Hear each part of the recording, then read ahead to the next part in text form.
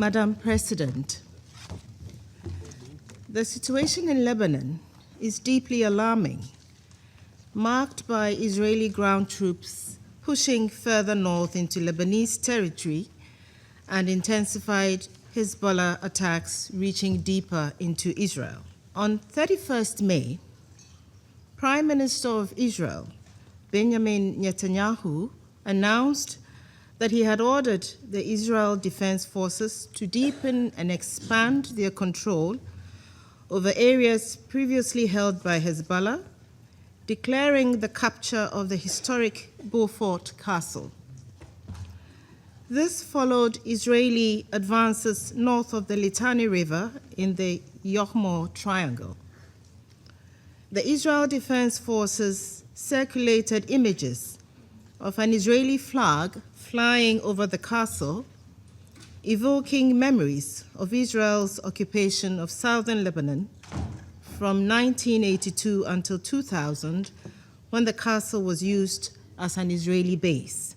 Israel's presence north of the Blue Line is a clear violation of Lebanon's sovereignty and territorial integrity, as well as of Security Council Resolution 1701.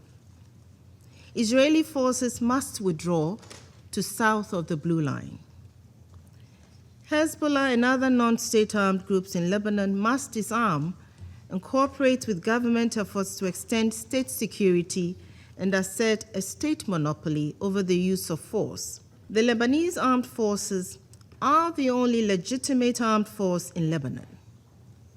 We reiterate the urgent need for increased international support for the Lebanese armed forces and other state security institutions, enabling them to fully exercise their authority and responsibility to ensure security and stability across the entirety of Lebanon's territory. We call on all countries in the region that maintain ties with Hezbollah to encourage the group to cooperate with Lebanese state efforts to achieve a monopoly on arms. We call on Israel to withdraw its forces from Lebanese territory in full respect of Lebanon's sovereignty and territorial integrity.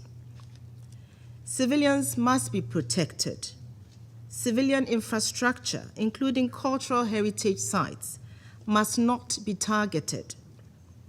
United Nations personnel must not be targeted, and United Nations premises must remain inviolable. We recognize Israel's right to defend itself against Hezbollah's attacks. Nevertheless, nothing can justify the continuation and scale of its military operations in Lebanon. The thousands of civilian deaths and injuries, and the forced displacement of populations or its ever deeper occupation of Lebanese territory, this constitutes a major strategic mistake on Israel's part. This headlong rush took on a symbolic dimension yesterday by planting its flag on the Beaufort fortress, which served as a base during its occupation of southern Lebanon until 2000. Israel is returning now to a period that many believed was behind us. History is instructive. The same causes are highly likely to produce the same effects. Far from bringing security to Israel and its citizens, a new occupation risks only fueling instability. Israel's legitimate concerns about the security of their northern communities will not be solved by military escalation. The talks convened by the US between the governments of Israel and Lebanon are the only viable path towards a lasting political settlement and the disarmament of Hezbollah. We warmly welcome these talks, and yet progress is being undermined by both Hezbollah and Israel.